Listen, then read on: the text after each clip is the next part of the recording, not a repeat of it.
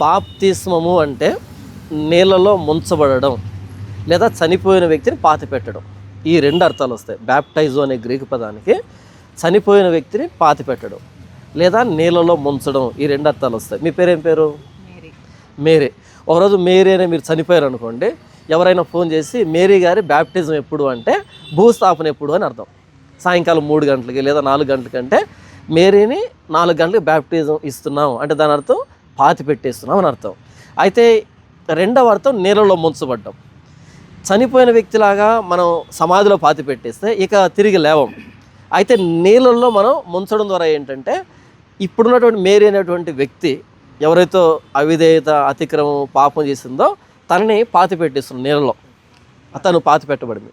మరలా ఇలా తిరిగి లేపినప్పుడు యేసుప్రభు ఎలాగైతే 3వ రోజు తిరిగి లేచాడో పునరుద్ధానుడై, అలా కొత్త వ్యక్తిగా నూతన శిశువుగా మీరు తిరిగి లేచినట్టు మీ పాత జీవితం నీళ్ళలో సమాధి చేయబడింది. ఇప్పుడు కొత్త వ్యక్తిగా తిరిగి లేచారు. నూతన సృష్టి, నూతన జీవము, రెండవ జన్మ అనేటువంటి పదప్రయోగాలు జరిగాయి. పైనుంచి పుట్టడం, మొదట మనం తల్లిదండ్రులకు పుట్టాయి భూ సంబంధంగా, ఇప్పుడు పుడుతూ ఉన్నది పర సంబంధంగా దేవుని ఆజ్ఞ వలన పరిశుద్ధాత్మ దేవుని ప్రేరేపణతో పుడుతున్నాం. ఇప్పుడు ఈ బాప్తిస్మం అనేది మనం ఒక చాయిస్ కాదు. ఇది అంటే మాకు ఇష్టం మేము తీసుకుంటున్నాం, మాకు ఇష్టం లేదు తీసుకోవట్లేదు కాదు. ఇది కంపల్సరిగా తీసుకోవాల్సినటువంటి ఆజ్ఞ, కట్టడ. మీరు సర్వలోకానికి వెళ్ళి సర్వసృష్టికి వెళ్ళి సువార్త ప్రకటించండి.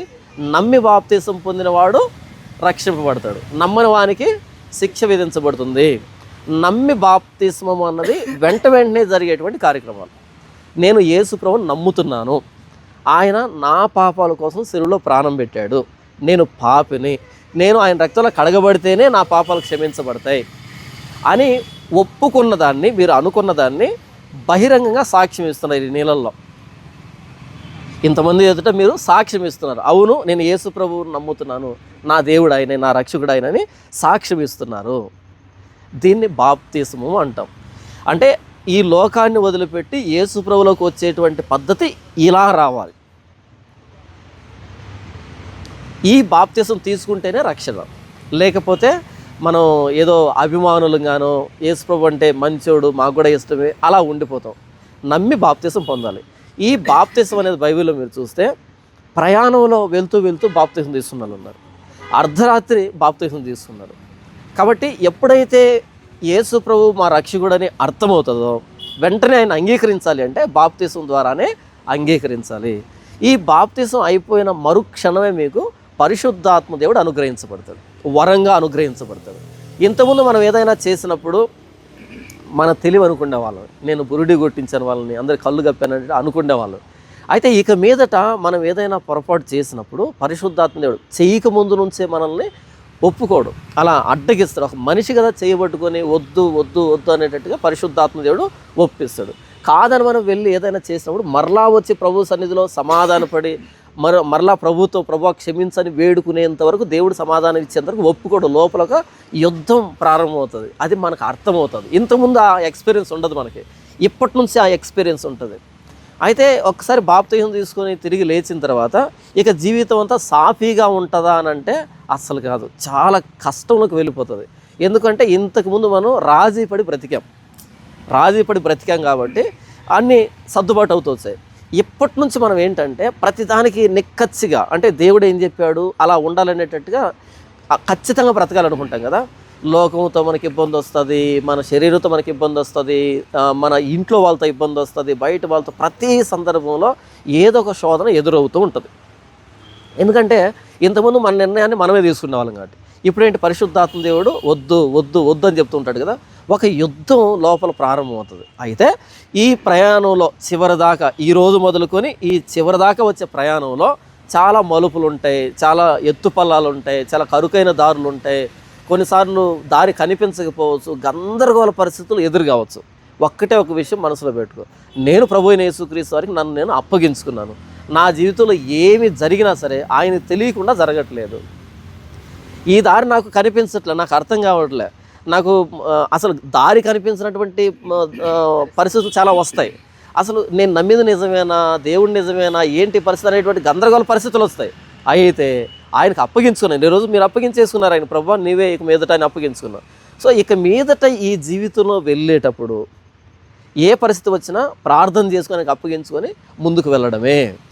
ఈ బాప్తిసం అయిపోయిన వెంటనే మీరు అపోస్తుల బోధ అంటే మీరు వాక్యం ఎలాంటిది వినాలి? వాక్యానికి సమాంతరంగా ఉండాలి, లేఖనానికి సమాంతరంగా ఉండాలి. బైబుల్ ఎక్స్ప్లెయిన్ చేసేటువంటి వాక్యాన్ని మాత్రం వినాలి. అపోస్తుల బోధలో ఉండాలి. ఎందుకంటే అపోస్తులు ప్రకటించిన విశ్వాసం మనకి ఎప్పుడు అబ్బుతుంది? వాళ్ళు చెప్పిన వాక్యం వింటేనే అబ్బుతుంది. సహవాసంలో ఉండాలి. ఏ సహవాసంలో ఉండాలి? దేవుడి కోసం నీతిగా బ్రతకాలి, యథార్థంగా బ్రతకాలి, పరిశుద్ధంగా బ్రతకాలి అనేటువంటి వ్యక్తులతో సహవాసం ఉండాలి. అప్పుడే మనకు కూడా ఆ వేడి ఉంటుంది. అలా భక్తులు ముందుకు వెళ్తాం. రొట్టె విరుచుట యందు, రొట్టె విరవడం అంటే ప్రతినిత్యం ప్రభువైన యేసుక్రీస్తు ప్రాణత్యాగాన్ని జ్ఞాపకం చేసుకోవడం. యేసుప్రభు ప్రాణత్యాగాన్ని బట్టే మన జీవితాన్ని ముందుకు నడిపించుకునేదని రొట్టె విరవడం, అందులో చేయి వేయడం ద్వారా యేసుప్రభు నా పాపాల కోసం ప్రాణం పెట్టాడు, రక్తం కార్చాడు అనేటువంటి ఆ ప్రాణత్యాగాన్ని జ్ఞాపకం తెచ్చుకోవడం. ప్రార్థన యందు వ్యక్తిగతమైన ప్రార్థన చాలా అవసరం. ఇక మీదట మనకి ఏదైనా సమస్య వస్తే వాళ్ళకి చెప్పడం, వీళ్ళకి చెప్పడం, భర్తకు చెప్పడం కానీ, తల్లిదండ్రులు చెప్పడం కానీ, పిల్లలు చెప్పడం కానీ, అన్నదమ్ములు చెప్పడం కానీ, ఫస్ట్ వాళ్ళకి చెప్పడం అన్నది జరగకూడదు. తర్వాత చెప్పాలంటే చెప్పచ్చు, ఇబ్బంది లేదు. ఫస్ట్ ప్రయారిటీ మనకి ఏం జరిగినా దేవుడే.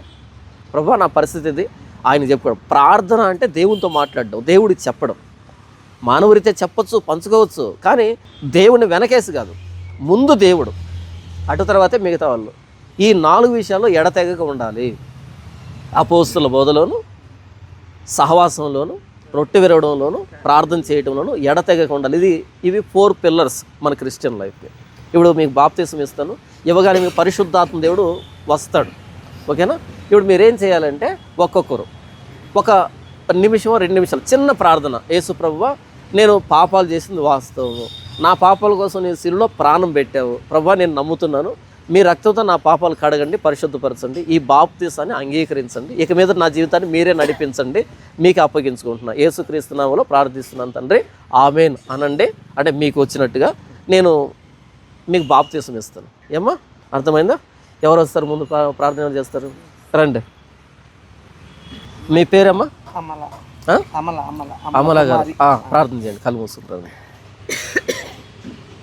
తండ్రి దేవ, నేను పుట్టినప్పటి నుంచి ఇప్పటి వరకు నేను చేసిన ప్రతి పాపమును దేవానికి రక్తంతో నన్ను కడుగయ్యా. అయ్యా నా జన్మ పాపము నుంచి నాకు తెలిసి తెలియని సమస్త విషయాలు ఎందుకు కూడా నా నోటి ద్వారా, శరీరం ద్వారా, ప్రతి విషయంలో నేను చేసిన పాపాన్ని నీ రక్తంతో నన్ను కడుగయ్యా.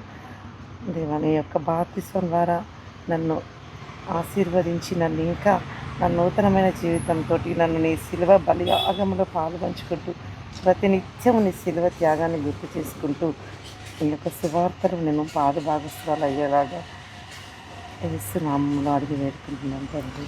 ఆమేన్, ఆమేన్, ఆమేన్. ఈ బాప్తిసాన్ని మీకు తండ్రి, కుమార, పరిశుద్ధాత్మ నామములో ఇస్తున్నాను. ఏమ్మా ఇప్పుడు మీరు ఇచ్చినటువంటి సాక్ష్యాన్ని, మీరు చేసిన ప్రార్థనని, ఈ కార్యక్రమాన్ని అంతటిని ఈ పంచభూతాలు చూస్తున్నాయి, ఈ సంఘము చూస్తూ ఉంది. కాబట్టి మీరు ఇచ్చినటువంటి సాక్ష్యాన్ని కట్టుబడి ఉండాలి. ప్రతి సందర్భంలో ప్రభువుకి అప్పగించుకోండి. మిగతావన్నీ ఒక్కొక్కటి ప్రభువే ముందుకు నడిపిస్తాడు. ఏమ్మా అమల గారు మీరు పూర్తి కూర్చోండి, కింద కూర్చోండి, కూర్చోండి, కూర్చోండి, కూర్చోండి, పూర్తి కూర్చోండి, కూర్చోండి. మహాపరిశుద్ధుడు అయిన తండ్రి, ప్రేమ కలిగిన ఆయన, అమలా గారి విషయంలో మీరు ఇచ్చిన బాప్తిసంగా మీకు కృతజ్ఞతలు. నా తండ్రి పరిశుద్ధాత్మ దేవుని అనుగ్రహించండి, ప్రతి పాపాన్ని క్షమించినందుకే మీకు కృతజ్ఞతలు. నాయన మీరు ఇచ్చినటువంటి ఆజ్ఞ ప్రకారముగా నాయన సర్వలోకానికి వెళ్ళి సర్వసృష్టికి సువార్త ప్రకటించండి. నమ్మి బాప్తీసం పొందేవాడు రక్షింపబడును. నా తండ్రి ఈ మాట బట్టి బాప్తీసం ఇచ్చాం నాయన, ఈ బిడ్డను మీ కృపాస్తులుగా అప్పగిస్తున్నాం. తదుపరి ఈ ఆత్మీయ ప్రయాణం అంతట్లో మీకు భయంకరంగా మీరే నడిపించమని మీకు అప్పగించుకుంటూ నాయన ప్రతి విధమైన కీడాపాయను తప్పించండి, దుష్టుని శోధనలు తప్పించండి, లోక ప్రయాణంలో ఆత్మీయ ప్రయాణం అన్నింటిలోనూ సహాయించండి. మీ బిడ్డను మీ కృపాస్తులుగా పెంచండి, ఈ బాప్తీసాన్ని అంగీకరించమని ప్రభువైన యేసుక్రీస్తు శ్రేష్టమైన నామములు స్తుతించి ప్రార్థించి వేడుకొంచున్నాము తండ్రి. ఆమేన్, ఆమేన్. సరే ప్రార్థన చేయండి అమ్మా. పరిశుద్ధుడా, గొప్ప దేవుడా, సర్వశక్తిమంతుడా, సైన్యములకు అధిపతి అయిన దేవా మీకు వందనాలు చెల్లిస్తున్నాం. మా హృదయం నిండా ప్రతి శోధన, వేదననైనా నెగిటివ్ ఆలోచనలన్నింటినీ నుంచి నాయన దూరం చేయమని అడుగుతున్నాం. మీ రక్తంతో కడగమని అడుగుచూ ఉన్నాం. నా ప్రభా మమ్మల్ని నూతన సృష్టిగా మారుస్తున్నామని మేము నమ్ముచూ ఉన్నాము. ఇప్పుడు ఒక నూతన జన్మను నాకు ఇస్తున్నందుకు మీకు వందనాలు చెల్లిస్తూ ఉన్నాం. నా ప్రభా ఎటువంటి పరిస్థితినైనా ఎదుర్కొన్న బలము, శక్తిని, ధైర్యం మాకు దయచేయమని అడుగుచూ ఉన్నాం. నా ప్రభా ఎటువంటి పరిస్థితిలో ఉన్నామో కూడా నీకు తెలుసు. ఎంత ఆశతో వచ్చి ఉన్నాము. నువ్వు నిజమైన దేవుడు అని నమ్ముచు ఉన్నాము ప్రభా.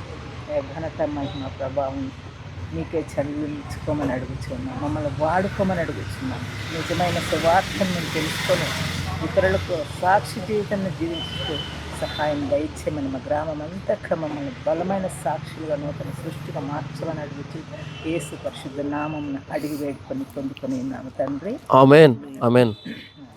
ఈ బాప్తిస్మాన్ని మీకు తండ్రి కుమార పరిశుద్ధాత్మ నామములో ఇస్తున్నానమ్మా. పూర్తిగా కూర్చోండి, కూర్చోాలి పూర్తిగా. పరిశుద్ధమైన తండ్రి, ప్రేమ కలిగిన నాయన, మేరీ గారికి మీరు ఇచ్చిన బాప్తిస్తాన్ని బట్టి మీకు వందనములు, కృతజ్ఞతలు. నా తండ్రి తన ఒప్పుకోలని, తన ప్రార్థనను అంగీకరించండి. మీరు ఇచ్చిన ఆజ్ఞ చొప్పున ఇచ్చినటువంటి బాప్తిస్తాన్ని మీరు అంగీకరించండి. పరిశుద్ధాత్మ దేవుని అనుగ్రహించండి. తదుపరి ఈ ఆత్మీయ ప్రయాణం అంతట్లో అన్ని పరిస్థితుల్లో మీరే తోడేయండమని, నైనా చివరి మీ దాకా చేరేంత వరకు అన్ని పరిస్థితుల్లో మీరు నడిపించమని విజ్ఞాపన చేస్తూ మీ బిడ్డను మీ కృపాసలుగా పెంచుకుంటే ఈ బాప్తిస్తాన్ని అంగీకరించమని ప్రభువైన యేసుక్రీస్తు వారి శ్రేష్టమైన నామములో స్తుతించి ప్రార్థించి వేడుకొనుచున్నాము తండ్రి. ఆమేన్ ఆమేన్. తండ్రి దయగల మా ప్రభువా, ఇంతవరకు నన్ను కాచి కాపాడినందుకు మీకు వందనాలు తండ్రి. నేను చేసిన పాపం అన్నిటిని ఒప్పుకుంటున్నాను. ఆయన నా కోసం మీ సేవలో పుట్టిన కారణాన్ని బట్టి మీకు వందనాలు తండ్రి. నా పాపం క్షమించి నా బాప్తిజాన్ని అంగీకరించి మీ కొరకు సాక్షులుగా పరచడానికి నేను నా కృపను దయచేయమని, ఇప్పటి నుంచి మీరు చివరి దాకా మీరే నడిపేయమని కోరుకుంటున్నాను. నా కొద్ది స్థితి ప్రార్థన సమర్పించుకుంటాను. ఆమేన్ ఆమేన్ ఆమేన్.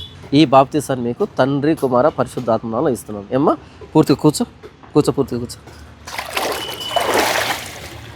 పరిశుద్ధుడైన తండ్రి, ప్రేమ కలిగిన నాయన, మీ బిడ్డ మౌతికి మీరు ఇచ్చినటువంటి ఈ బాప్తిసాన్ని బట్టి మీకు వందనములు, కృతజ్ఞతలు. నాయన అంగీకరించండి. పాపాలు క్షమించినందుకై మీకు వందనాలు. పరిశుద్ధాత్మ దేవుని అనుగ్రహించండి. ఇక మీద జీవిత ప్రయాణం అంతట్లో ప్రభావ మీ మహిమకై వాడుకొనమని, ప్రతి విధమైన కీడాపాయం తప్పించండి, దుష్టు నుంచి తప్పించండి. మీ బిడ్డని మీ కృపాసనకు అప్పగించుకుంటూ ఈ బాప్తిస్మను అంగీకరించమని ప్రభువైన యేసుక్రీస్తు వారి శ్రేష్టమైన నామములో స్తుతించి ప్రార్థించి వేడుకొనుచున్నాము తండ్రి. ఆమేన్ ఆమేన్.